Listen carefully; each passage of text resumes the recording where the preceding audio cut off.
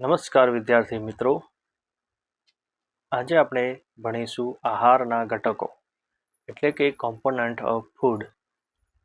નીચલા ધોરણમાં આપણે એવા ખાદ્ય પદાર્થોની યાદી બનાવી હતી જેને આપણે ખાઈએ છીએ.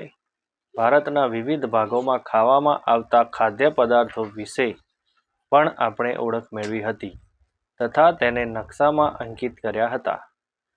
ભારતમાં ભોજનમાં રોટલી એટલે કે ચપાટી, દાળ અને રીંગણનું શાક હોઈ શકે છે. આ ઉપરાંત ભાત, સંભાર તથા ભીંડાનું શાક હોઈ શકે છે. આ સિવાય ભોજનમાં અપમ, ઇડલી જેવી વાનગી તથા માછલી અને શાકભાજી હોઈ શકે છે.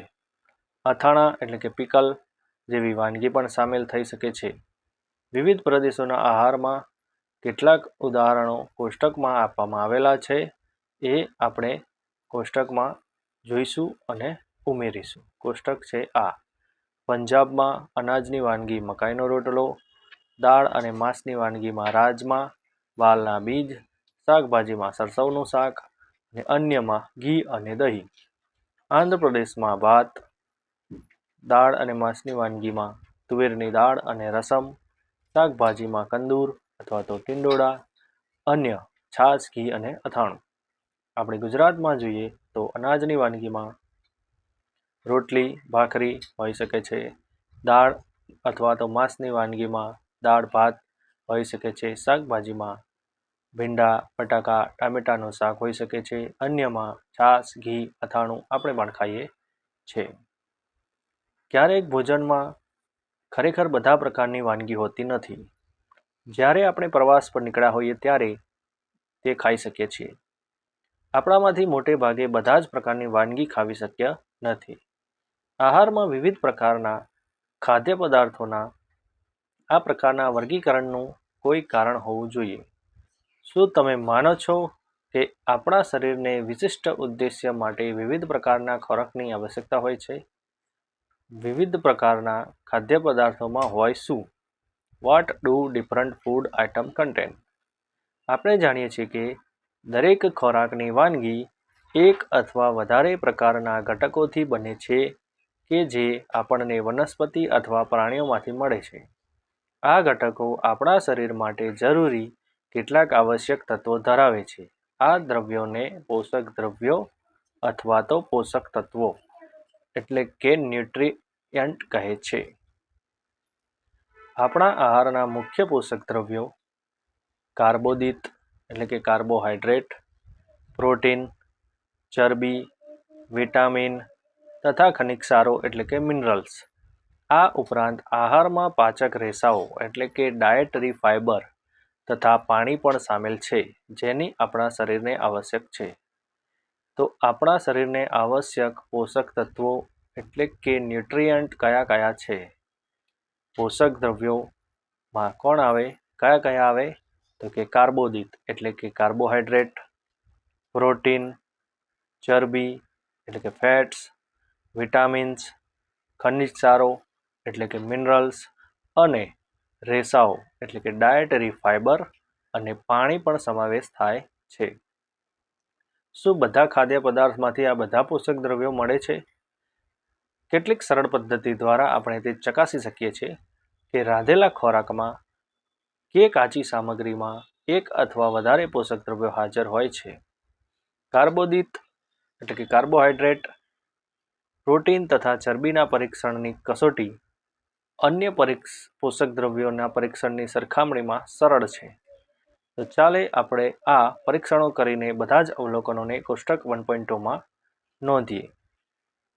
આ પરીક્ષણો કરવા માટે આપણને આયોડિન, કોપર સલ્ફેટ તથા કોસ્ટિક સોડાના દ્રાવણોની જરૂર પડશે અને કેટલીક ટેસ્ટ ટ્યુબ એટલે કે કસનળી તથા ડ્રોપરની પણ જરૂર પડશે. ડ્રોપર એટલે ટીપા પાડવા માટેનું સાધન. આ પરીક્ષણથી રાંધેલા ખોરાક તથા કાચી સામગ્રી પર કરવામાં આવશે. તો આ સામગ્રી માટે શું જોઈશે? પાણીથી ભરેલી અડધી ટેસ્ટ ટ્યુબમાં ટિંચર આયોડિનના થોડા ટીપા ઉમેરીને આયોડિનનું મંદ દ્રાવણ બનાવી શકાય છે. 100 મિલીલીટર એટલે કે 100 ml પાણીમાં 2 ગ્રામ કોપર સલ્ફેટને ઓગાળીને કોપર સલ્ફેટનું દ્રાવણ બનાવી શકાય છે. 100 ml પાણીમાં 10 ગ્રામ કોસ્ટિક સોડા ઓગાળવાથી જરૂરી કોસ્ટિક સોડાનું દ્રાવણ બને છે. ફરીવાર જોઈ લઈએ આયોડિનનું દ્રાવણ કઈ રીતના બને છે. પાણીથી ભરેલ અડધી ટેસ્ટ ટ્યુબમાં આયોડિનના થોડા ટીપા ઉમેરીને આયોડિનનું મંદ દ્રાવણ બની શકે છે. કોપર સલ્ફેટનું દ્રાવણ કઈ રીતના બને છે તો 100 ml પાણીમાં 2 ગ્રામ કોપર સલ્ફેટને ઓગાળીને કોપર સલ્ફેટનું દ્રાવણ બને છે. કોસ્ટિક સોડાનું દ્રાવણ કઈ રીતના બને છે. 100 ml પાણીમાં 10 ગ્રામ 10G એટલે કે 10 ગ્રામ કોસ્ટિક સોડા ઓગાળવાથી કોસ્ટિક સોડાનું દ્રાવણ બને છે. હવે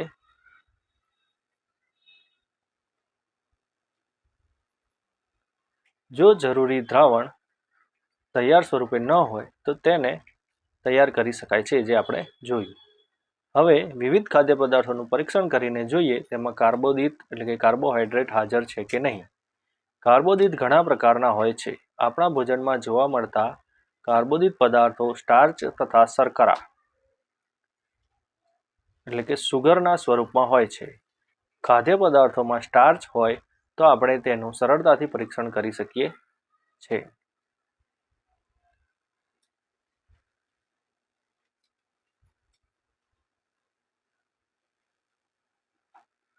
સ્ટાર્ચ માટેનું પરીક્ષણ. ખાદ્ય પદાર્થ અથવા કાચી સામગ્રીની થોડી માત્રા લો, તેમાં 2-3 ટીપા મંદ આયોડિનના દ્રાવણના ઉમેરો. ખાદ્ય સામગ્રીના રંગમાં કોઈ ફેરફાર થાય તો અવલોકન કરો. જો તે ભૂરો કે કાળો થઈ જાય તો સમજવું કે તેમાં સ્ટાર્ચ રહેલો છે. ખાદ્ય પદાર્થ ઉપર આયોડિનના દ્રાવણને ઉમેરવાથી ખાદ્ય પદાર્થનો રંગ ભૂરો અથવા કાળો રંગ થાય તો તેમાં સ્ટાર્ચ રહેલો છે.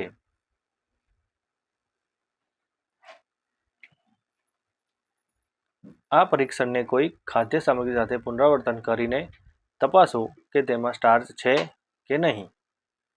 પ્રોટીનનું પરીક્ષણ જોઈએ તો પ્રોટીનના પરીક્ષણ માટે ખાદ્ય સામગ્રીની થોડીક માત્રા લો અને જો ખાદ્ય સામગ્રી ઘન હોય તો તેની પેસ્ટ અથવા પાવડર બનાવવાની જરૂર પડે છે. આ થોડી માત્રાને વાટીને તેનો પાવડર સ્વચ્છ ટેસ્ટ ટ્યુબમાં લઈ 10 ટીપા પાણીના ઉમેરી બરાબર હલાવવામાં આવે છે. હવે ડ્રોપર વડે ટેસ્ટ ટ્યુબમાં 2 ટીપા કોપર સલ્ફેટના દ્રાવણના અને 10 ટીપા કોસ્ટિક સલ્ફેટના દ્રાવણના કોસ્ટિક સોડાના દ્રાવણમાં નાખો. ફરીવાર જોઈએ કે જે ટેસ્ટ ટ્યુબમાં આપણે પાણી અને ખાદ્ય પદાર્થના પાવડરનું દ્રાવણ અથવા તો લિક્વિડ બનાવ્યું છે તેની અંદર ટેસ્ટ ટ્યુબમાં કોપર સલ્ફેટના દ્રાવણના 2 ટીપા અને કોસ્ટિક સોડાના દ્રાવણના 10 ટીપા નાખીને ટેસ્ટ ટ્યુબને બરાબર હલાવો. હવે ટેસ્ટ ટ્યુબને થોડી મિનિટ રહેવા દો તો ટેસ્ટ ટ્યુબમાં રહેલ પદાર્થ જાંબલી રંગનો થઈ ગયો. જો જાંબલી રંગ ખાદ્ય પદાર્થમાં પ્રોટીનની હાજરી દર્શાવે છે. આ રીતે પ્રોટીનની હાજરી આપણને ખબર પડે છે. તો હવે આપણે ટેબલના દ્વારા જોઈએ કે કાચા બટાકામાં સ્ટાર્ચ હોય છે, દૂધમાં પ્રોટીન હોય છે, મગફળીમાં ચરબી હાજર હોય છે. ચરબી માટેનું પરીક્ષણ કઈ રીતના થાય છે એ પણ જોઈ લઈએ. ખાદ્ય સામગ્રીની થોડીક માત્રા લો, તેને એક કાગળમાં વીંટાળો, છૂંદો.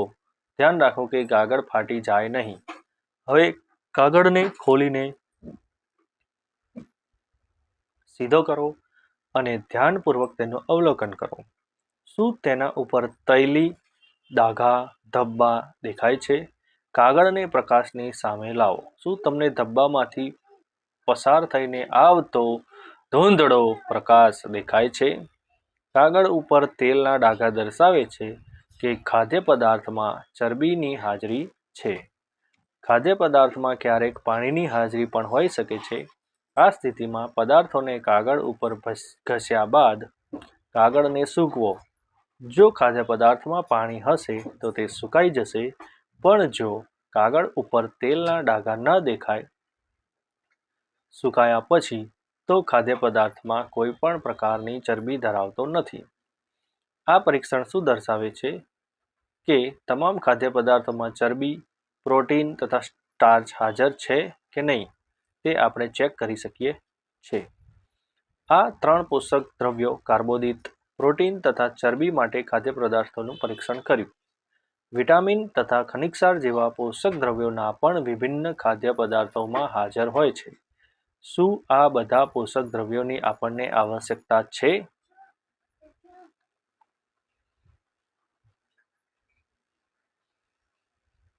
તો જોઈએ કે વિવિધ પોષક દ્રવ્યો આપણા શરીર માટે શું કાર્ય કરે છે. What do various nutrient do for our body?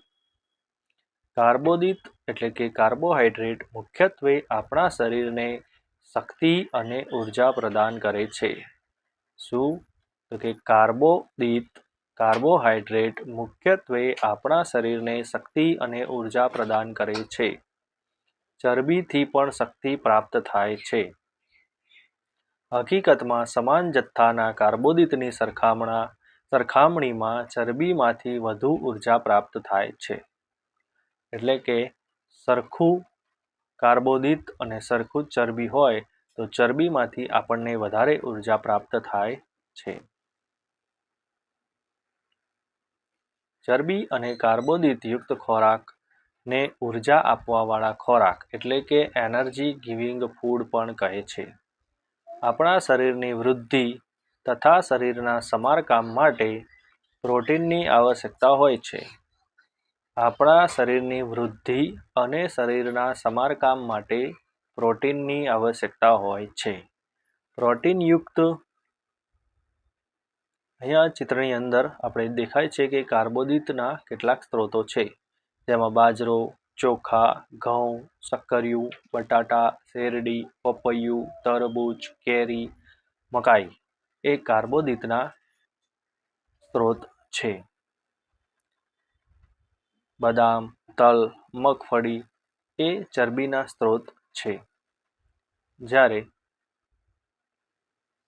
ઈંડા, માછલી, માંસ, દૂધ, ઘી, માખણ ચરબીના એ પ્રાણી સ્ત્રોતો છે અને ચરબીના તે વનસ્પતિ સ્ત્રોતો છે. ફરીવાર જોઈએ તો ચરબીના વનસ્પતિ સ્ત્રોતમાં મગફળી, બદામ, તલ, નારિયેળનું તેલ, સૂર્યમુખીનું તેલ, સરસવનું તેલ અને સોયાબીનનું તેલ આવે છે. જ્યારે પ્રાણી સ્ત્રોતો એટલે કે પ્રાણી દ્વારા જે મળે છે તે ઘી, દૂધ, માખણ, મલાઈ, ઈંડા, માછલી અને માંસ. હવે આપણા શરીરની વૃદ્ધિ તથા શરીરના સમારકામ માટે પ્રોટીનની આવશ્યકતા હોય છે.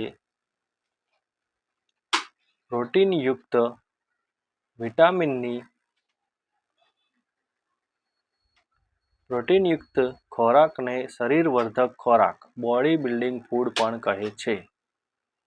અહીંયા આકૃતિ 1.5માં પ્રોટીનના કેટલાક સ્ત્રોત હોય છે. જેમાં વનસ્પતિજન્ય સ્ત્રોતમાં વટાણા, ચણા, મગ, તુવેર દાળ, વાલ, સોયાબીન એમાંથી પ્રોટીન મળે છે. જ્યારે પ્રાણીજન્ય સ્ત્રોતમાં માંસ, માછલી, પનીર અને ઈંડા અને દૂધ એ પ્રોટીનના પ્રાણીજન્ય સ્ત્રોત છે. પ્રોટીનયુક્ત ખોરાકને શરીરવર્ધક ખોરાક પણ કહે છે. વિટામિન આપણા શરીરને રોગોને સામે રક્ષણ આપે છે. વિટામિન આપણી આંખ, હાડકાં, દાંત, પેઢાને સ્વસ્થ રાખવામાં મદદ કરે છે. વિટામિન આપણા શરીરને રોગો સામે રક્ષણ આપે છે. વિટામિન આપણી આંખ, હાડકાં, દાંત અને પેઢાને સ્વસ્થ રાખવામાં પણ મદદ કરે છે. વિટામિન ઘણા પ્રકારના હોય છે જેને જુદા જુદા નામે ઓળખવામાં આવે છે. કયા કયા વિટામિન હોય છે? Vitamin A, vitamin C, vitamin D, vitamin E, vitamin કે.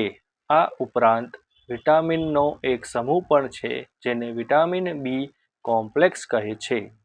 આપણા શરીરને બધા જ પ્રકારના વિટામિનની અલ્પ માત્રામાં આવશ્યકતા રહેલી હોય છે. એટલે કે દરેક વિટામિનની આપણા શરીરને જરૂર હોય છે.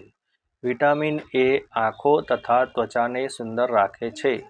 આપણી આંખો, ત્વચા એટલે કે આપણી સ્કિનને તંદુરસ્ત રાખવા માટે કયું વિટામિન જરૂરી છે? Vitamin A. વિટામિન સી ઘણા રોગોની સામે લડત આપવા મદદ કરે છે. કયું વિટામિન ઘણા રોગો સામે લડત આપે છે? Vitamin C.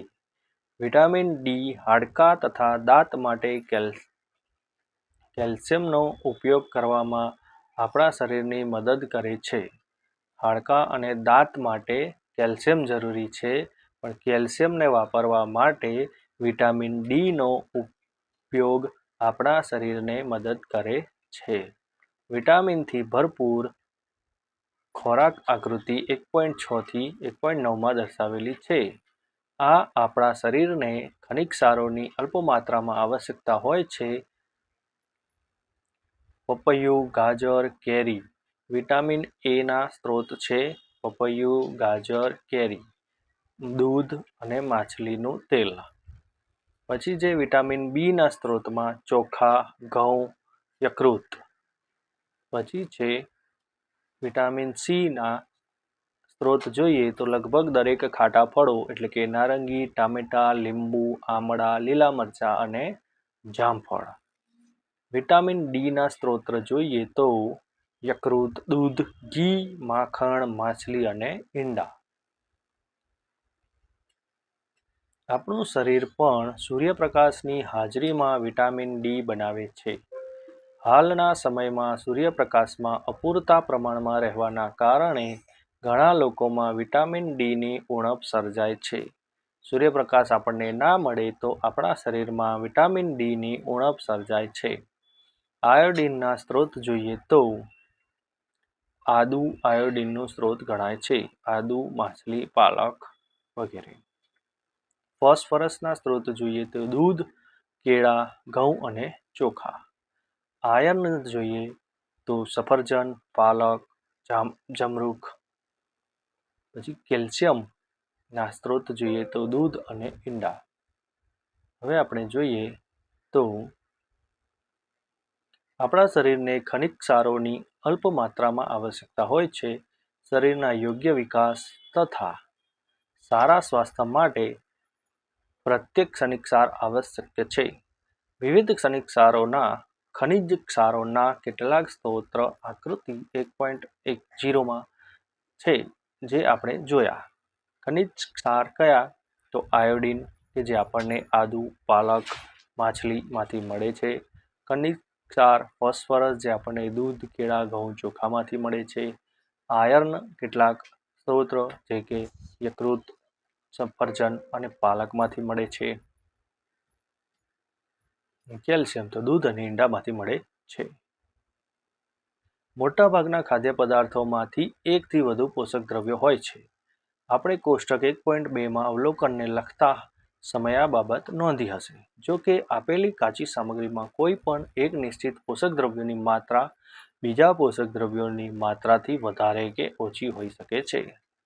એટલે કે એક જ ખાદ્ય પદાર્થમાં અલગ અલગ પોષક દ્રવ્યો પણ મળે છે. વધતા ઓછા પ્રમાણમાં હોઈ શકે છે. ઉદાહરણ કે ચોખામાંથી કાર્બોહાઈડ્રેટની માત્રા બીજા પોષક દ્રવ્યો કરતાં વધારે હોય છે. આથી એવું કહી શકાય કે ચોખા એ કાર્બોદિત સમૃદ્ધ કાર્બોહાઈડ્રેટ રીચ ખોરાક છે. આ પોષક દ્રવ્યો ઉપરાંત આપણા શરીરને પાચક રેસાઓ એટલે કે ફાઇબર્સ અને પાણીની પણ આવશ્યકતા હોય છે. પાચક રેસાઓ વૃક્ષાંશ અથવા તો રફેજ ના નામે ઓળખાય છે. આપણા ખોરાકમાં વૃક્ષાંશ રેસાની પૂર્તતા વનસ્પતિજન્ય પદાર્થોમાંથી જ થાય છે. ફાઇબરના મુખ્ય સ્ત્રોતો અનાજ અને કઠોળ, બટાટા, તાજા ફળો અને શાકભાજી છે. વૃક્ષાંશ એટલે કે રેસાઓ આપણા શરીરને કોઈપણ પોષક દ્રવ્યો આપતા નથી, પ્રદાન કરતા નથી, પણ તે આપણા ભોજનનો આવશ્યક ઘટક છે. તેનો જથ્થો વધારે છે. રેસાઓ અપાચિત ખોરાકને આપણા શરીરમાંથી બહાર કાઢવામાં મદદ કરે છે. પાણી આહારમાં રહેલા પોષક દ્રવ્યોનું શોષણ કરે છે. આહારમાં જે બી પોષક દ્રવ્યો હોય તેનું શોષણ પાણી દ્વારા થાય છે. તે કેટલાક નકામા પદાર્થોને મૂત્ર એટલે કે યુરિન તથા પરસેવા એટલે કે સ્વીટ સ્વરૂપે શરીરમાંથી બહાર કાઢવામાં મદદ કરે છે. સામાન્ય રીતે આપણા શરીરને જરૂરી મોટાભાગનું પાણી આપણે જે પ્રવાહીઓ લઈએ છીએ તેમાંથી મળે છે, જેમ કે પાણી, દૂધ અને ચા. આ ઉપરાંત આપણે જે ખોરાક રાંધીએ છીએ તેમાં પણ પાણી ઉમેરીએ છીએ. ચાલો જોઈએ કોઈ અન્ય સ્ત્રોત દ્વારા આપણા શરીરને પાણી પૂરું પાડે છે કે કેમ. ટામેટું અથવા લીંબુ જેવું કોઈ એક ફળ લો, તેને નાના નાના ટુકડાઓમાં કાપો. શું આવું કરતી વખતે તમારા હાથ ભીના થાય છે? તો થાય જ. જ્યારે પણ તમારા ઘરમાં શાકભાજી અને ફળને કાપવા, છોલવા કે પીસવામાં આવે ત્યારે ધ્યાનપૂર્વક તેનું અવલોકન કરો. શું તમને એવા તાજા ફળ કે શાકભાજી વિશે ખ્યાલ છે જેમાં પાણીનું પ્રમાણ ન હોય? આપણે જોઈએ છીએ કે ઘણી બધી સામગ્રી પોતે પાણી ધરાવે છે. કેટલાક અંશે આપણા શરીરની પાણીની જરૂરિયાત આવા જ પાણીથી પૂર્ણ થઈ જાય છે. આ ઉપરાંત કેટલાક ખાદ્ય પદાર્થોને રાંધતી વખતે, રસોઈ બનાવતી વખતે પણ આપણે તેમાં પાણી ઉમેરીએ છીએ. હવે જોઈએ સમતોલ આહાર એટલે કે બેલેન્સ્ડ ડાયટ. સામાન્ય રીતે સમગ્ર દિવસ દરમિયાન આપણે જે પણ ખાઈએ છીએ તે આપણો આહાર છે. શરીરની વૃદ્ધિ અને સારા સ્વાસ્થ્યને જાળવી રાખવા માટે આપણા આહારમાં શરીર માટે બધા જ પોષક દ્રવ્યો પૂરતી માત્રામાં હોવા જરૂરી છે. ફરીવાર સમજીએ. સામાન્ય રીતે સમગ્ર દિવસ દરમિયાન આપણે જે પણ ખાઈએ છીએ તે આપણો આહાર છે. શરીરની વૃદ્ધિ અને સારા સ્વાસ્થ્યને જાળવી રાખવા માટે આપણા શરીરને જરૂરી બધા જ પોષક દ્રવ્યો પૂરતી માત્રામાં હોવા જરૂરી છે. કોઈ પણ પોષક દ્રવ્ય જરૂરિયાતથી વધારે કે ઓછું ન હોવું જોઈએ. આપણા આહારમાં પર્યાપ્ત માત્રામાં રેસાઓ તથા પાણી પણ હોવા જોઈએ. આ પ્રકારના આહારને સમતોલ આહાર કહે છે. સમતોલ આહાર એટલે શું?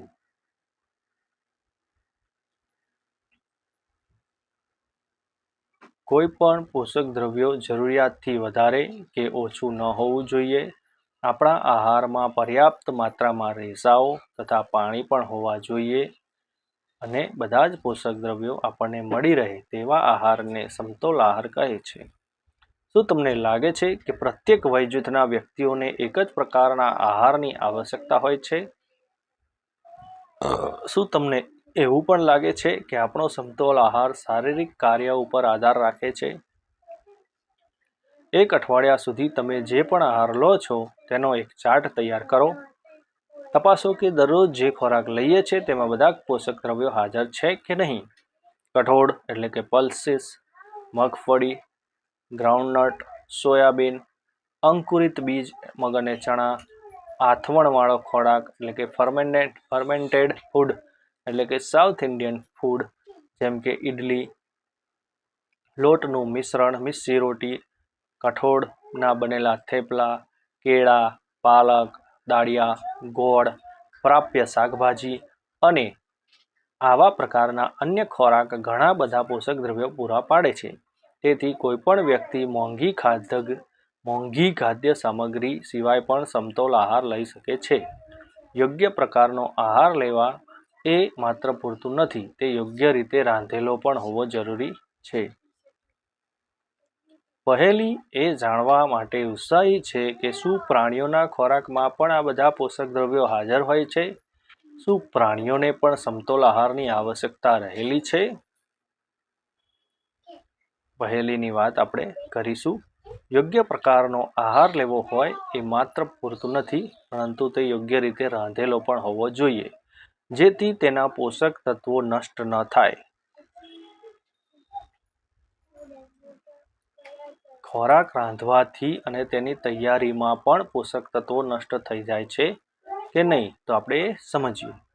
જો શાકભાજી તથા ફળોને કાપીને કે છાલ ઉતારીને ધોવામાં આવે તો શક્ય છે કે તેમાંથી કેટલાક વિટામિન નષ્ટ થઈ જાય, દૂર થઈ જાય. ઘણા શાકભાજી તથા ફળોની છાલમાં મહત્વના વિટામિન તથા ખનિજ ક્ષારો હોય છે. તેવી જ રીતે ચોખા અને દાળને વારંવાર ધોવાથી તેમાં રહેલા વિટામિન અને ખનિજ ક્ષાર દૂર થઈ જાય છે. આપણે બધા જાણીએ છીએ કે રાંધવાથી ખોરાક સ્વાદિષ્ટ બને છે અને તે પચવામાં સરળ રહે છે. તેની સાથે સાથે રાંધવાથી કેટલાક પોષક તત્વો ઓછા થાય છે. જો ખોરાક રાંધવામાં વધારે પાણી ઉપયોગમાં લેવામાં આવે ત્યારબાદ પાણીને ફેંકી દેવામાં આવે તો પણ જરૂરી અથવા તો ઉપયોગી પ્રોટીન અને નોંધપાત્ર પ્રમાણમાં ખનિજ ક્ષાર દૂર થાય છે. ખોરાક રાંધવાથી વિટામિન સી સરળતાથી નષ્ટ થઈ જાય છે. શું યોગ્ય નથી કે આપણા આહારમાં કેટલાક ફળ અને શાકભાજીનો કાચો જ ઉપયોગ કરીએ? બુઝો એ વિચાર્યું કે હંમેશા ચરબીયુક્ત આહાર ખાવો જ ઉત્તમ છે. એક વાટકી કાર્બોદિતયુક્ત ખોરાકની તુલનામાં એક વાટકી ચરબીયુક્ત ખોરાક વધારે ઉર્જા આપે છે, ખરું ને? આથી તેણે બીજું કંઈ નહીં પરંતુ ચરબીવાળો ખોરાક, તળેલી વસ્તુઓ ખાધી, જેવી કે સમોસા અને પૂરી, નાસ્તો, મલાઈ, રબડી અને પેંડા એટલે કે મીઠાઈ. શું તેણે સાચું કર્યું? તો ના, કેમ કે વધારે પડતું ચરબીયુક્ત ભોજન આપણા શરીર માટે ખરાબ એટલે કે હાનિકારક સાબિત થઈ શકે છે. આપણે જે સ્થિતિથી પીડાઈએ છીએ તેને મેદસ્વીતા એટલે કે ઓબેસિટી કહે છે. હવે જોઈએ ત્રુટિજન્ય રોગો. ડેફિશિયન્સી ડિસીઝ એટલે કે વ્યક્તિના પોષણ માટે પર્યાપ્ત ભોજન લઈ રહ્યો છે પરંતુ તેના ખોરાકમાં કોઈ ચોક્કસ પોષક દ્રવ્ય હોતું નથી. જો આવું લાંબો સમય સુધી રહે તો તે વ્યક્તિ તેની ઉણપથી પીડાઈ શકે છે. ઉણપ એટલે કે ત્રુટિથી પીડાઈ શકે છે. એક કે વધુ પોષક દ્રવ્યની ઉણપથી આપણા શરીરમાં રોગ કે વિકૃતિઓનું કારણ બની શકે છે. એક કે તેથી વધુ પોષક દ્રવ્યોની ઉણપ આપણા શરીરમાં રોગ કે વિકૃતિઓનું કારણ બની શકે છે. એક રોગ જે પોષક દ્રવ્યોના લાંબા સમય સુધીના અભાવને કારણે થાય છે તેને ત્રુટિજન્ય રોગો એટલે કે ડેફિશિયન્સી ડિસીઝ કહે છે. જો કોઈ વ્યક્તિને લાંબા સમય સુધી તેના અથવા તેણીના આહારમાં પર્યાપ્ત પ્રોટીન ન મળે તો તેની વૃદ્ધિ કુંઠિત થવી, ચહેરો ફૂલી જવો, વાળનો રંગ ફિક્કો પડવો, ત્વચાના રોગો થવા, ઝાડા જેવા રોગો થઈ શકે છે. જો કોઈ વ્યક્તિને પ્રોટીન અથવા કાર્બોદિત બંનેની આહારમાં લાંબા સમય સુધી ઉણપ હોય તો તેની વૃદ્ધિ સંપૂર્ણ અટકી જાય છે. આવી વ્યક્તિ ખૂબ જ દુબળી અને પાતળી થઈ જાય છે અને એટલી નબળી થઈ જાય છે કે હલનચલન પણ કરી શકતા નથી. વિટામિનની અને ખનિજ ક્ષારોની ઉણપથી કેટલાક રોગો વિકૃતિઓ થઈ શકે છે જે આપણે ટેબલ 1.3માં જોઈશું. બધા જ ત્રુટિજન્ય રોગોનો સમતોલ આહાર લેવાથી અટકાવી શકાય છે. બધા જ ત્રુટિજન્ય રોગોને સમતોલ આહાર લેવાથી અટકાવી શકાય છે. આ પ્રકરણમાં આપણે એક કારણો જાણવાનો પ્રયત્ન કર્યો કે જુદા જુદા વિસ્તારોમાં ખોરાકની વ્યાપક વિવિધતા હોવા છતાં પણ આહારમાં પોષક તત્વોનું વિતરણ સામાન્ય શા માટે છે. આપણે જોયું કે આ વિતરણ સુનિશ્ચિત કરે છે કે આપણા ભોજનમાં શરીરને આવશ્યક વિવિધ પોષક તત્વોનું સમતોલન છે. હવે જોઈએ કે ટેબલ નંબર 1.3. તો વિટામિન અને ખનિજ ક્ષારોના ઉણપના કારણે થતા કેટલાક રોગો અને વિકૃતિઓ અને એના ચિહ્નો. પહેલો કોલમ છે વિટામિન અને ખનિજ, એના ત્રુટિજન્ય રોગનું નામ છે અને એના ચિહ્નો એટલે કે લક્ષણો. વિટામિન એ, તો વિટામિન એની ઉણપ હોય તો શું થાય? દ્રષ્ટિહીનતા, રતાંધળાપણું. આપણે જોયું કે આંખો અને ત્વચા માટે વિટામિન એ જરૂરી છે અને વિટામિન એ શરીરને ના મળે તો શું થાય? દ્રષ્ટિહીનતા એટલે કે દેખાતું બંધ થઈ જવું, રતાંધળાપણું એટલે કે અંધારામાં ઓછું દેખાવું, અથવા તો ક્યારેક સંપૂર્ણ ના દેખાય તેવું પણ થઈ શકે છે. Vitamin B1. વિટામિન B1ની ઉણપથી બેરી-બેરી નામનો ત્રુટિજન્ય રોગ થાય છે, જેના કારણે નબળા સ્નાયુઓ તથા કામ કરવા માટેની ઓછી શક્તિ એવા લક્ષણો જોવા મળે છે. વિટામિન Cની ઉણપથી સ્કર્વી નામનો રોગ જોવા મળે છે. સ્કર્વી નામનો રોગના લક્ષણો છે કે પેડામાંથી લોહી નીકળવું, ઘામાં અથવા રૂઝ આવવા માટે વધુ સમય લાગવો. વિટામિન Dની ઉણપથી સુક્તાન એટલે કે રિકેટ્સ નામનો રોગ થાય છે, જેનાથી હાડકાઓ નાજુક બનીને વળી જાય છે. કેલ્શિયમ. કેલ્શિયમની ઉણપથી હાડકાં અને દાંતનો કોહવાટ થાય છે. નબળા અને હાડકાં નબળા બને છે અને દાંતનો સડો થાય છે. આયોડિન. આયોડિનની ઉણપથી ગોઈટર એટલે કે ગલગંડ, ગરદનમાં આવેલી ગ્રંથિ જે ફૂલી જાય એને ગોઈટર કહે છે, અથવા તો બાળકોમાં માનસિક મંદતા એટલે કે મેન્ટલ ડિસેબિલિટી. અને આયર્નની ઉણપથી એનિમિયા એટલે કે પાંડુ રોગ થાય છે, જે શરીરમાં નબળાઈના લક્ષણ બનાવે છે.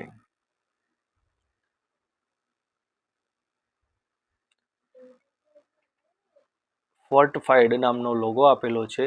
આ લોગો મુદ્રિત પ્રતીક એટલે કે FSSAI દ્વારા સૂચવાયેલા માનાંકોના પ્રમાણે પૌષ્ટિક ખાદ્ય પદાર્થો માટેનો છે.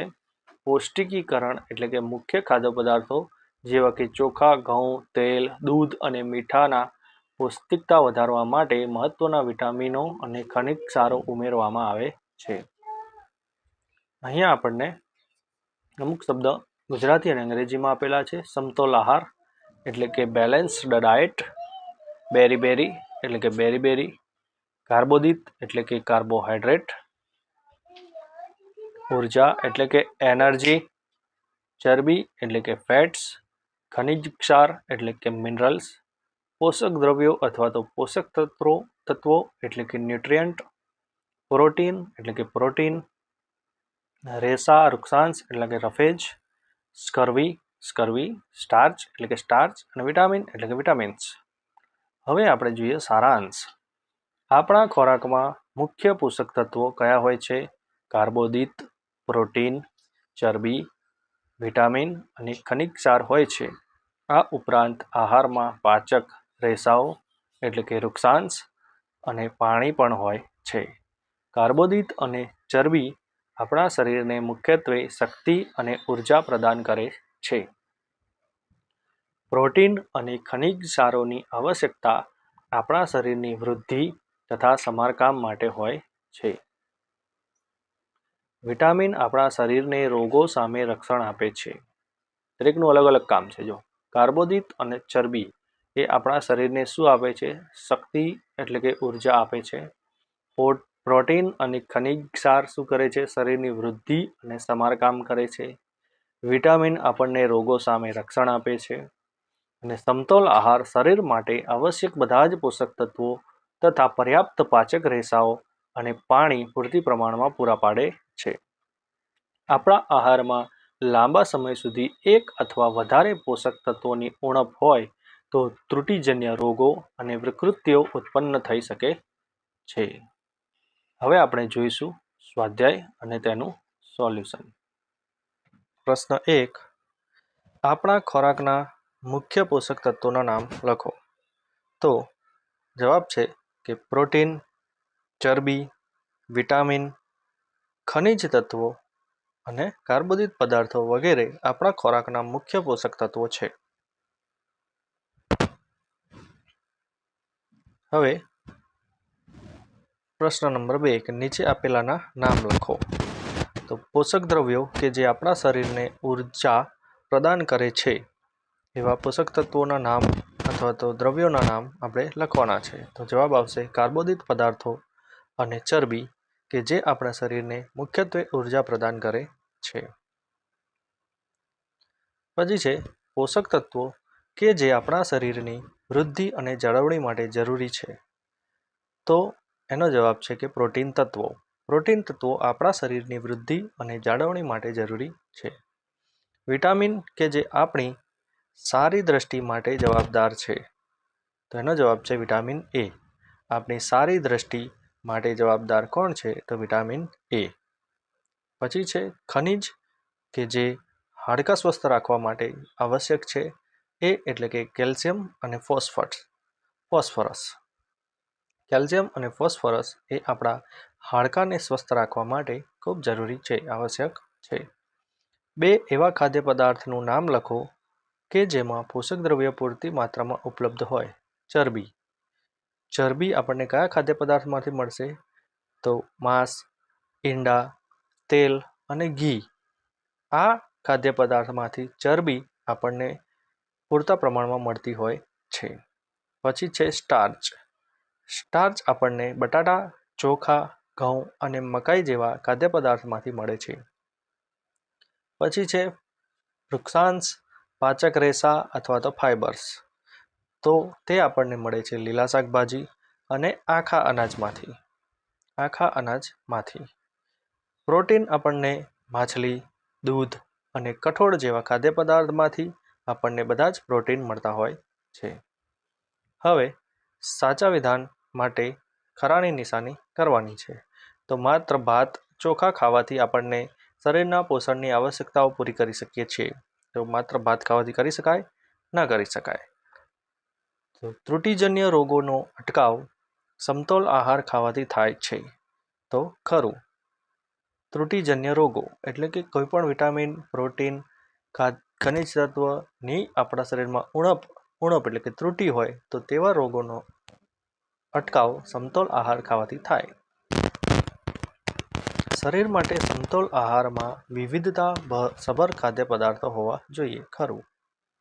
સમતોલ આહાર કોને કહેવાય? જેમાં વિવિધતાસભર ખાદ્ય પદાર્થો હોય એને સમતોલ આહાર કહે છે, માટે તે ખરું છે. શરીરને બધા જ પોષક તત્વો ઉપલબ્ધ કરાવવા માટે માત્ર માંસ જ પર્યાપ્ત છે. તો એ ખોટું છે. માંસની અંદર માત્ર શું મળે છે? પ્રોટીન મળે છે. ખાલી જગ્યાની પૂર્તિ કરો. તો ખાલી જગ્યા એક છે. ખાલી જગ્યા વિટામિન ડીની ઉણપથી થાય છે. તો જવાબ શું આવશે? સુક્તાન. પછી જે ખાલી જગ્યાની ઉણપથી બેરી-બેરીનો રોગ થાય છે. વિટામિન બીની ઉણપથી બેરી-બેરીનો રોગ થાય છે. વિટામિન સીની ત્રુટિથી થતા રોગો કયા નામે ઓળખાય છે? તો છે સ્કર્વી. અને આપણા આહારમાં ખાલી જગ્યાના અભાવથી રતાંધણા પણ થાય છે. તો વિટામિન એ. બરાબર છે. તો આ હતું આપણું સ્વાધ્યાયનું સોલ્યુશન.